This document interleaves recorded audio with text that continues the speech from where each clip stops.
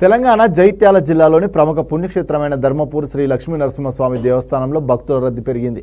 వివిధ ప్రాంతాల నుంచి తరలివచ్చిన భక్తులు ముందుగా గోదావరి నదిలో స్నానమాచరించి ప్రధాన ఆలయంలో గల నరసింహుడిని దర్శించుకుంటున్నారు. అనంతరం దేవస్థానానికి అనుబంధంగా ఉన్న ఆలయాల్లో ప్రత్యేక పూజలు నిర్వహించి మొక్కులు చెల్లించుకుంటున్నారు.